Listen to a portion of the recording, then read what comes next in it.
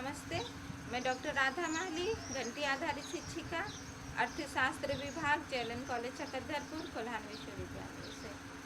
आज का ये वीडियो यूजी सेमेस्टर 3 इकोनॉमिक्स के विद्यार्थियों के लिए है। पब्लिक फाइनेंस पेपर से रिलेटेड है। हम लोग इस पेपर में करारोपण के प्रभाव के बारे में बात कर रहे थे, जिसके अंतर्गत हम लोगों ने शुरू किया था कि उत्पादन पर करारोपण का क्या प्रभाव पड़ता है।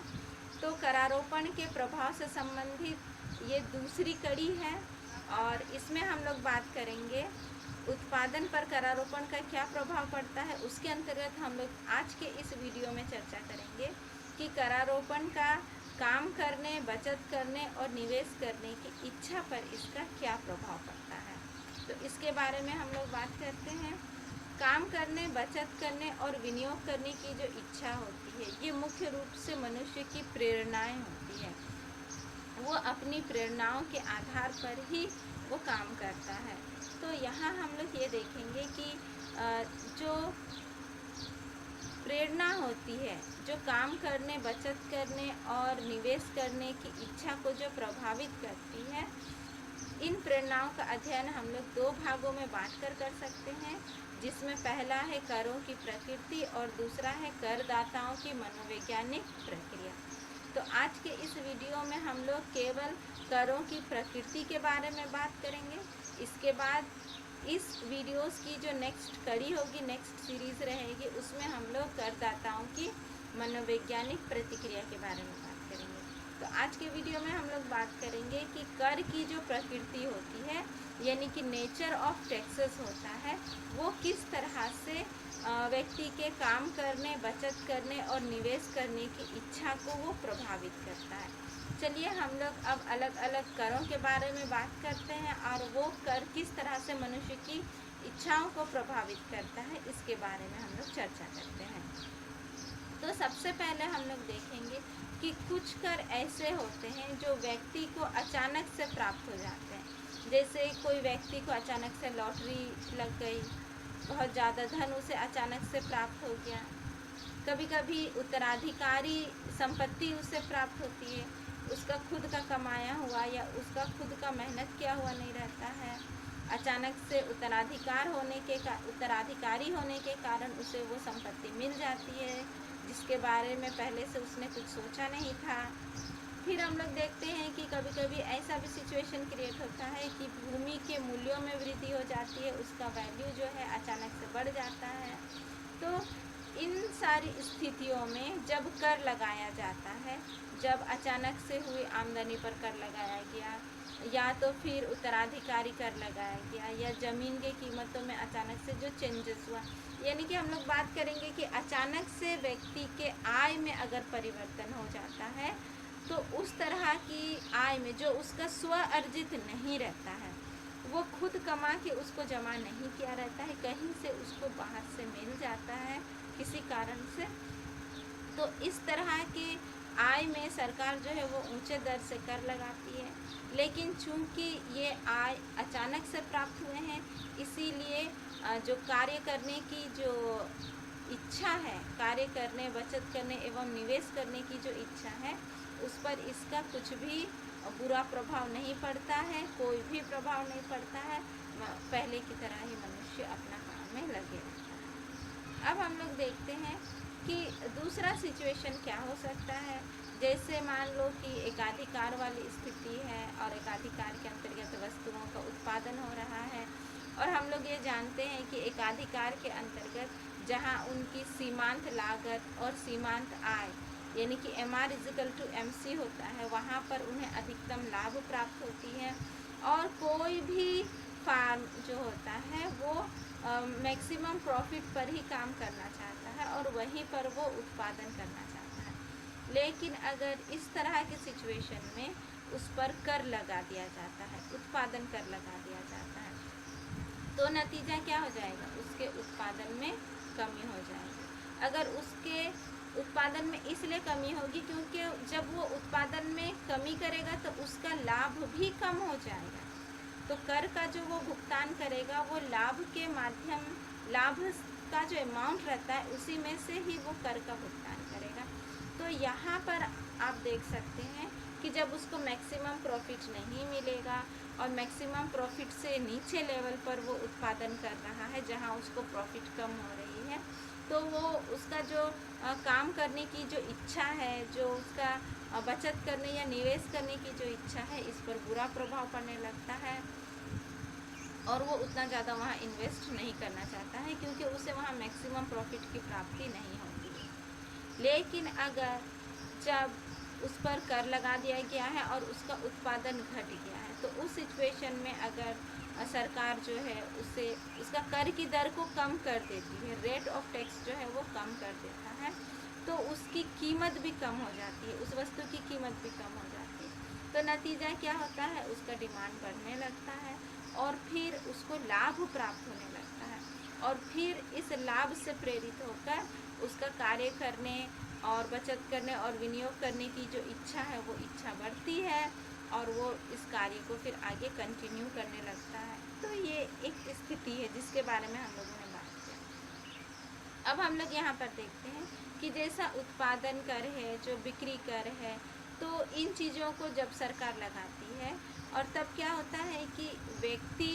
की आय का एक बड़ा भाग इस तरह से बिक्री कर या उत्पादन कर के माध्यम से लोगों के हाथों में चली जाती है। तो नतीजा क्या होता है, लोगों की परचेजिंग कैपेसिटी घट जाती है और उनका बचत भी कम होने लग जाता है। जब लोगों की परचेजिंग कैपेसिटी घट जाती है तो नतीजा क्या होता है, वो लोग मांग को कम कर देते हैं, उनकी मांग कम हो जाती है और जिसके चलते कीमत भी है घट जाती है। अब मांग कम हो गई, कीमत घट गई, तो अब क्या होता है कि उत्पादन भी जो है वो उत्पादन भी कम होने लग जाता है। तो इस तरह से जो कार्य करने, बचत करने और निवेश करने की जो इच्छा है उस पर बुरा प्रभाव पड़ने लगता है। अब हम लोग नेक्स्ट देखते हैं कि अगर सरकार जो है वो आयात कर वगैरह लगाती है तो इससे क्या होता है। तो जिस तरह से आयात कर होते हैं, तो आयात कर मुख्य रूप से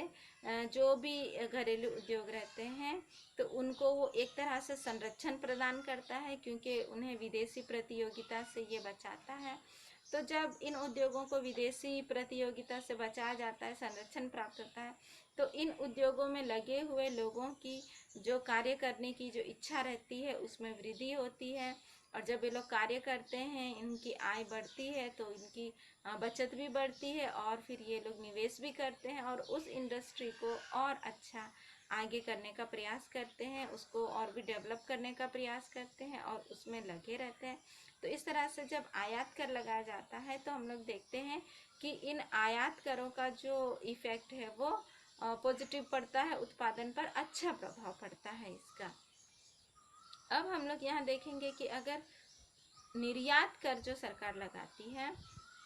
तो निर्यात कर को हल्का रखना चाहिए, कम रखना चाहिए। अगर निर्यात करों की जो प्रवृत्ति होती है, प्रकृति होती है, जो नेचर होता है वो हल्का होता है, कम रहता है, तो इससे क्या होता है कि कीमतें जो है वो बहुत अधिक नहीं बढ़ती है और वस्तुओं का निर्यात बढ़ता है। जब वस्तुओं का निर्यात बढ़ता है तो फिर इसका मार्केट भी जो है वो बड़ा हो जाता है और इस तरह से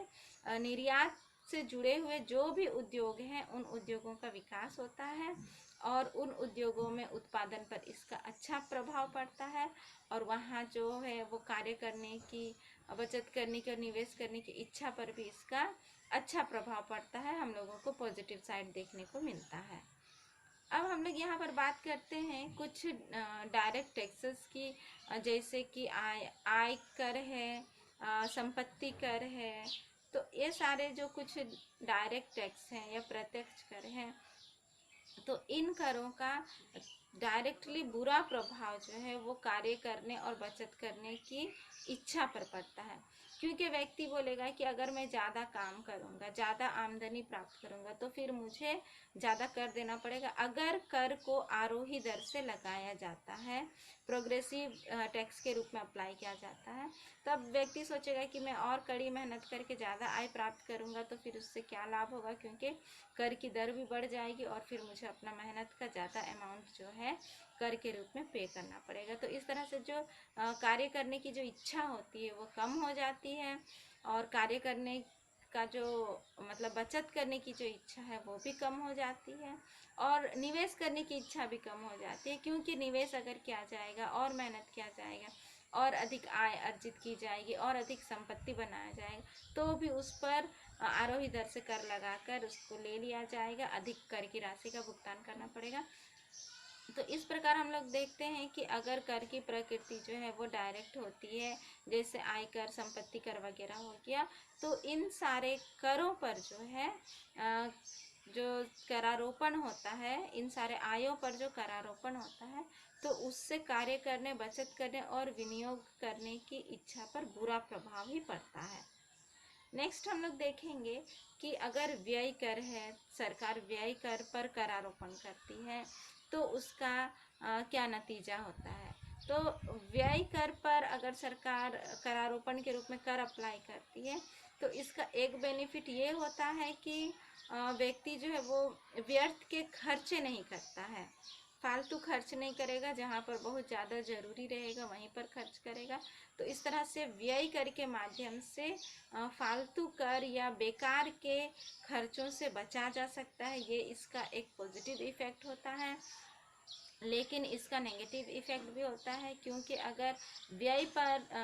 व्यय कर ज़्यादा लगा दिया जाएगा, तो इससे क्या होता है कि एग्रीगेट डिमांड जो है, यानी कि जो आपका जो एग्रीगेट डिमांड है वो कम हो जाता है। तो एग्रीगेट डिमांड, प्रभावपूर्ण मांग कम हो जाने से उत्पादन भी फिर कम हो जाता है और इस पर उत्पादन का जो है वो बुरा प्रभाव पड़ने लगता है, उत्पादन पर बुरा प्रभाव पड़ता है। तो अगर सरकार व्यय कर में जब वो करारोपण अप्लाई करती है और उसके द्वारा अगर एग्रीगेट डिमांड यानी कि प्रभावपूर्ण मांग कम हो जाता है और उत्पादन कम हो जाती है, तो उसका इस बुरा प्रभाव को अगर सरकार रोकना चाहती है, तो सरकार को क्या करना पड़ेगा, खर्चों में वृद्धि करना पड़ेगा और जितना जो एग्रीगेट डिमांड है, जो प्रभावपूर्ण मांग की जो कमी हुई है, उसको बढ़ाने का प्रयास सरकार को करना पड़ेगा। तो इस तरह हम लोगों ने देखा कि यहाँ पर जो कर की प्रकृति है, तो कर की प्रकृति किस प्रकार प्रभावित करती है लोगों को कार्य करने की इच्छा, बचत करने की इच्छा और निवेश करने की इच्छा पर ये किस प्रकार का प्रभाव डालता है। तो इसके बारे में हम लोगों ने इस वीडियो में बात किया। अगले वीडियो में फिर हम लोग बात करेंगे कि कार्य करने, बचत करने और निवेश करने की इच्छा पर करदाताओं की मनोवैज्ञानिक प्रतिक्रिया का क्या प्रभाव पड़ता है, वो हमारे नेक्स्ट वीडियो में हम लोग चर्चा करेंगे। तो आज के वीडियो के लिए इतना ही। अगले वीडियो में मैं जल्दी आप लोगों से फिर मिलती हूँ, तब तक के लिए धन्यवाद।